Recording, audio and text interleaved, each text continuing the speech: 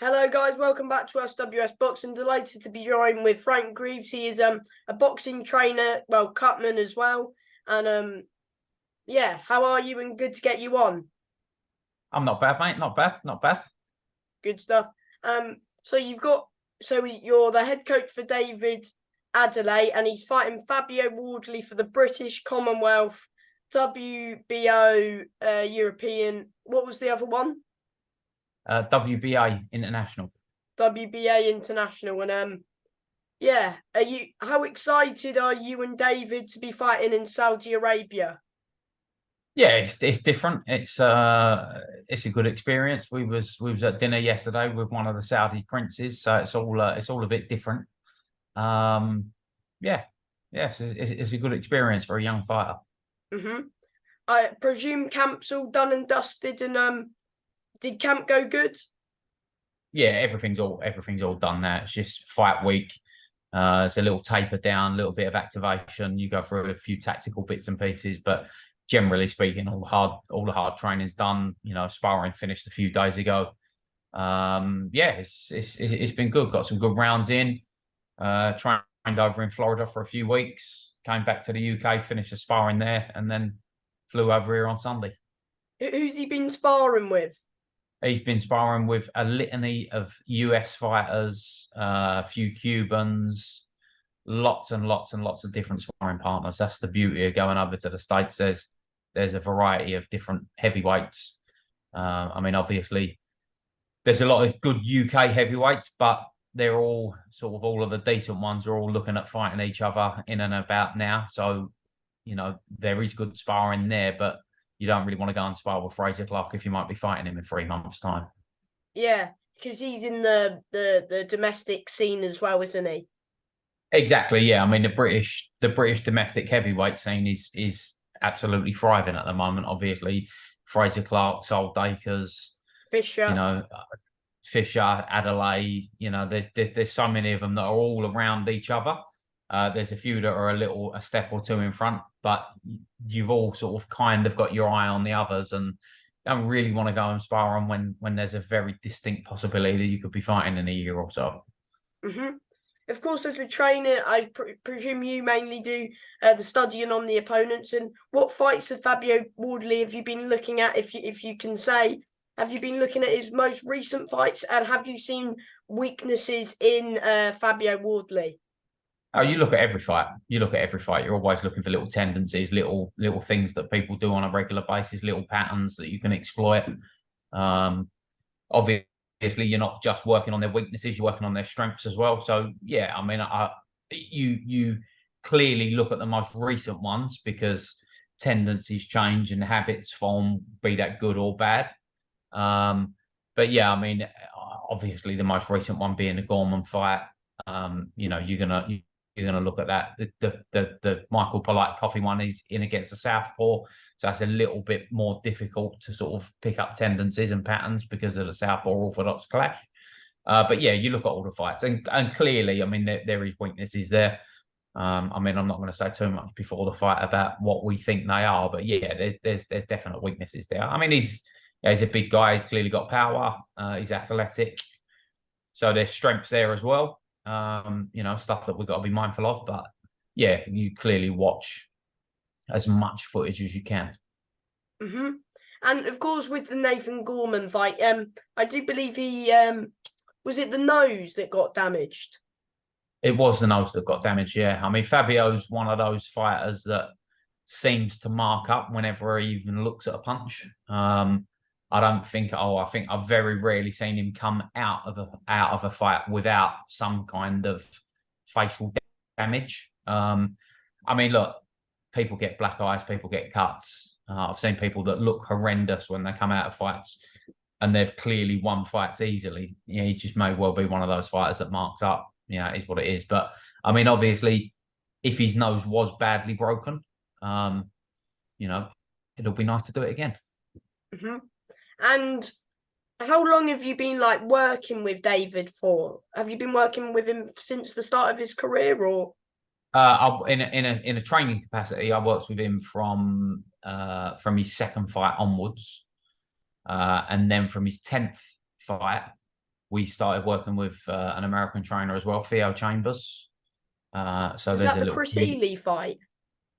no, that was the one after that. Whoever was after Chris Healy, I can't remember now. Elvis? Uh, Elvis Garcia. Yeah. So yeah, it was from the Garcia fight onwards.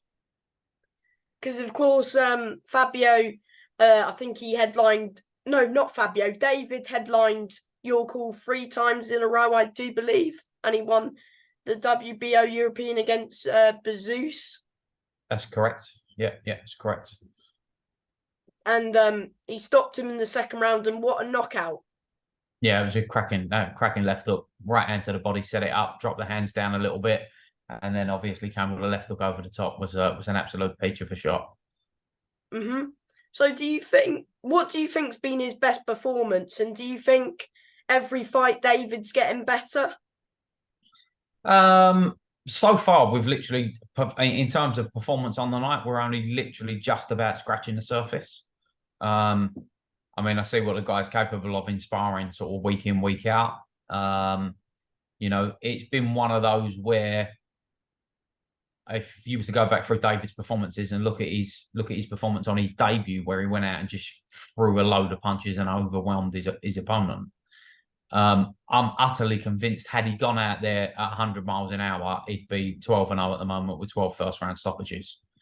But what we've tried to do is slow him down a little bit and try and teach him to be a 10-round, 12-round fighter. Take your time, work on specific tactical things, get a bit of experience, get ring time. I mean, realistically now, and maybe that's a little bit over the top. Let's say he's 12-0 with 12 knockouts, all coming in the first and second round. Realistically, he's sitting there, he's got no experience. He doesn't know what it's like to sit on that stool in the middle of the fight and listen to his trainer and look and listen and learn.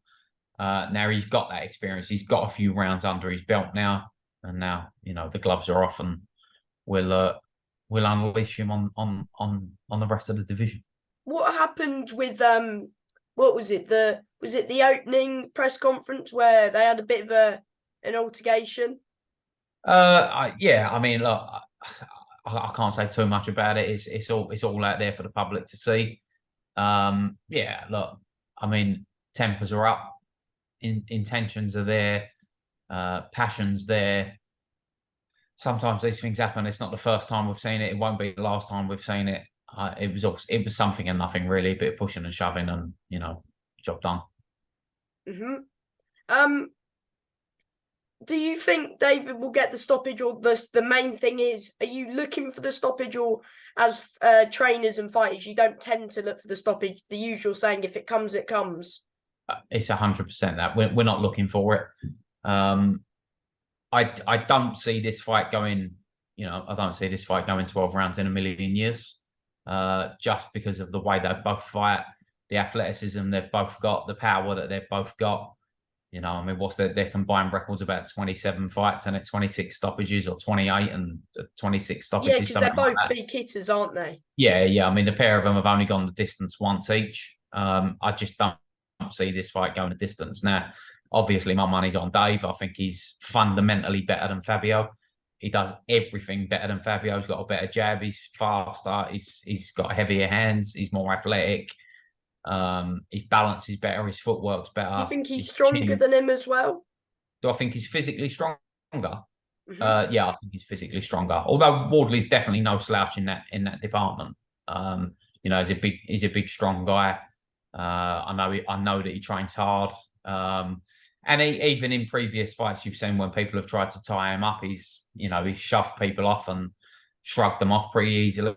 So I definitely don't think that Fabio's weak by any stretch of the imagination. But I think in terms of physical strength, I'd probably say David's got the edge. And with everything else, as I say, I mean, I think David's better in every single department. You could possibly argue that Fabio's had tougher opposition, but I think only tougher opposition on paper. A lot of the people that he's fought that was supposedly tougher was way, way, way past their best, wasn't really coming to win.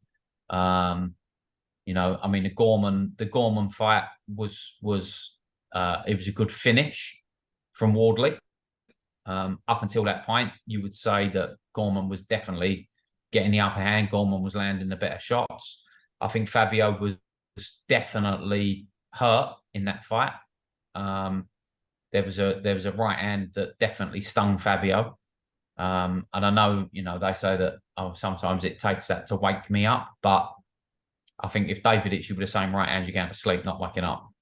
Yeah, like I mean, when they say that, you shouldn't need those sort of shots to wake you up. You shouldn't No, even, you really shouldn't. You really shouldn't. especially at heavyweight, where no, just in any weight in general, one shot could literally change the fight. Of course, yeah. You definitely shouldn't need that. And I don't think it is that. It's not. It's not. Oh, I need to get hit to get woken up. It's not that. I mean, he gets hit, and then he's natural. I think he's naturally fairly cautious. He seems to start slowing a lot of fights. I mean, even Wardley against Chris Healy, he started slow. Chris Healy actually started putting hands on Wardley before Wardley just then started to swing back. I think his natural tendency is to be a bit cautious, and then obviously when he does get hit and he sort of realizes in a fight, then he starts swinging back with bad intentions. But like I said, if he starts too cautious and he gets hit by those shots from Adelaide, he's going to sleep. He's not waking up. And of course, back on like a Tyson Fury undercard, what do you make of the main event? And is it good boxing on a Tyson Fury undercard? Yeah, look, it's good exposure. Obviously, there's going to be more eyes on a Tyson Fury bill than there is going to be if you're topping a bill at your call on a Friday night. That's obvious and there for everyone to see. So, yeah, again, look, it's good big fight experience. We're out here. There's media to be done. There's interviews to be done. There's media commitments. There's interviews. There's all sorts of stuff that you have to do, which can only help to prepare you for bigger and better things later down the line, should you fulfill your potential and get to where you want to go. So, yeah, I mean, it's all good, really. It's all part of the learn. Yeah, it's all good stuff. Mm-hmm. And of course, you've done cuts. You do cuts as well. Jake Paul, did you do his cuts for the Tommy Fury fight? And what did I you make did, of yeah, that fight? yeah. I came out to Saudi and did Jake's corner for that. So yeah, wrapped his hands up and did his cuts. Yeah, I mean, it was a decent enough fight. They both came for it. Obviously, Jake dropped Tommy late in the fight. I think possibly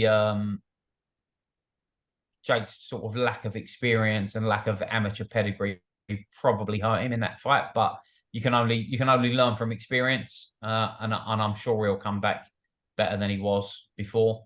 And I'm sure he wants to probably avenge that defeat. But yeah, I mean, again, it was a good experience out in Saudi. So it's not the first time for me. I've been here before. Actually, David came over and watched that fight. So that was not long after he beat Bezos, I believe. Mm-hmm. So yeah, he came over and was a spectator. So it's not his first time in Saudi either. So again, all those little experiences help. Mm-hmm. What fight did you do the cuts for Okoli with? The last one against Billum Smith. And thoughts on that fight in general, and what do you think went wrong for Lawrence on that night? If I'm honest, I think Billum Smith tactically got it absolutely bang on, and Lawrence sort of struggled a little bit to make adjustments on the night. I mean, he's obviously a very big, very powerful cruiserweight, got a great right hand, and Billum Smith obviously, because they've done a lot of rounds with Lawrence, they know what his tendencies are. They tactically nailed it, and just seemed to nullify what Lawrence was good at. So fair play to Billum Smith and McGuigan that night. They got their tactics bang on. I mean, I like Billum Smith. He's a good fighter, but I certainly don't think he's unbeatable. I mean, we've seen Briakpor beat him before in a close one. Do you think Okoli, if they rematch, do you think Okoli could beat him?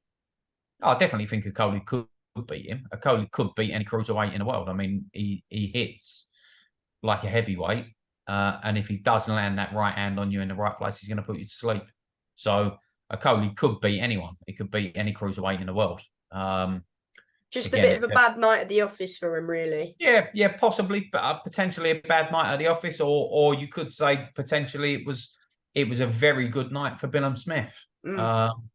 You know, it's not always that someone does something bad; it's that someone's very good on the night, and Billum Smith certainly rose to the occasion and put in the performance of his life. I mean, he was tactically absolutely spot on. I mean, the first few rounds, first sort of 2 or 3 rounds, I think you would have given to Lawrence. It was kind of one-way traffic. I mean, I thought the referee was potentially pretty hard on Okoli, which doesn't help when you're tactically struggling a little bit. You know, taking the points off was possibly a bit hard. Then you start going looking for one-punch knockouts when you're struggling to land that shot. So I think the And going stars into just the Lions' Den, do you think that affected him? No, I don't think so, mate. I don't think so. I mean, he's already an experienced campaigner. He's been to the Olympics. He's won and defended world title belts. He's been in big fights against Chamberlain in Central London in the O2. I don't think that was an issue, to be perfectly honest with you. I mean, I'm a firm believer in a ring is a ring. And when you're in it, it's amazing how much stuff you actually block out, how much stuff you don't hear. You know, the brain is amazing at filtering the stuff that you want to hear. So no, I don't think it was a Lions Den issue at all. I just think it was a very, very, very good night at the office with Billum Smith. And you've also done cuts for Anthony Yards as well. Yeah. Worked for Yard for a few years, pretty much from his pro debut up until the Kovalev fight. Good lad, like Anthony a lot. He's got so much natural ability, it's ridiculous. I mean, the guy is an unbelievable athlete. I'm sure he would possibly excel at any sport he turned his hand to. But yeah, he's a good guy, Anthony. It was an experience as well going to Russia. It was a bit different. But yeah, all good. Do you like going to like other countries, and what do you think's the best arena like you've done cuts or train, like what's the best arena like you've worked in? Well, I mean, you can't really say what's the best one. I mean, once you get into the ring or once you get to the corner and you're doing your job, you again talking about what the brain filters. At that point, you are completely focused on the ring and what's going on in the ring. I mean, obviously, I've worked for Adelaide at Wembley Stadium. I've worked corners at the O2. I've done yard in world title fights in Russia. Jake Paul in top of the bill at Saudi. I've worked at the MEN Arena. Literally been all over the UK to a lot of places in Europe. Been to the States. It's once you get in there and that first bell goes, you concentrate on what you're doing. And to be honest, whether there's 300 people sitting behind you or 33,000 people sitting behind you, it makes no difference. You just focus in on your job and you do your job. And of course, you used to train Jordan Thompson as well. Yeah, worked with Jordan for a couple of fights. Hooked up with him through Dave. Met him. They've been on a few sparring camps together. They've been sparred the likes of Tyson Fury. We've been over and sparred with. I think I first met Jordan. David was over sparring with Morris Bradis, and Jordan was there. So I first met Jordan there, and always stayed in touch with him. And then when he split with Don Charles, I worked with him for a couple of fights up until he won I think it was the IBF European against Vasyl Dutsar. Yeah, good lad, Jordan. Obviously, come up short in that world title shot a little while ago, but I'm sure he'll learn a valuable lesson in experience. It was the first time he'd been sort of up at that level. Obviously, he had no amateur background at all. So yeah, he's done himself proud to get to that point. I'm sure he'll learn from it and push on. And before I let you go, is there anyone else you want to speak about, or is that? Yeah, I mean, I've got a cruiserweight, possibly a light heavyweight coming through at the moment. It's just about to get his license from the Border Control. Ali Cordy. He was the Alliance ABA champion last year. Very, very, very good fighter. Got absolutely lights out power in terms of well, actually, both hands, right hand, left hand. I think he's going to be putting a fair few people to sleep in the professional ranks. Mm-hmm. And before I let you go, what about Dan? Dan Naylor. Danny Naylor, great lad, Danny. Trained him from his pro debut. Took him on the road. He was obviously a journeyman, but a journeyman that was very. I call him actually a danger man rather than a journeyman because he was very capable if he fancied it. Strung a few victories together. Fought for the area title a couple of times. I think was absolutely robbed the first time he fought for it. I still maintain there's no way that he lost that fight. But yeah, very good lad. Dan obviously manages a few boys now, has learnt the game pretty well. So, knows how it swings from one way to the other. Yeah, he's a good lad. I've got a lot of time for Dan. How far do you believe if he took like a different route? Let's say he went on the prospect route. How far Yeah. do you believe he could have gone? No, I think Dan could have definitely won an area title, possibly English, maybe even challenged for the British. He was a good lad, Dan. Didn't really have a lot of power, but was quite sharp, quite snappy. Was an absolute pleasure to train. I mean, he was an absolute gym rat. Absolutely loved it. I mean, you see the shape that he's in now, and he's been retired for years, and he still looks like he could get in there and do a job now. And he was good stuff, Dan. I mean, that's really the shame of like small hall boxing and the model that UK scene runs on now. That is all sort of ticket deals. If you can't sell a ticket, ultimately you can't box, and it's a shame because there's a lot of good lads out there that either don't turn pro because they're not going to be ticket sellers, or they turn over and very quickly things fizzle away because they just can't sell the tickets that are needed to box. So it's a shame unless you're coming with a massive amateur background, massive amateur pedigree, and getting with these TV promoters. Small hall boxing's very, very, very difficult. Mm-hmm. And thank you for your time and good luck with David this weekend, mate. You're very welcome, mate. Pleasure. Thank you for your time. No Bye, worries, mate. man. Thank you.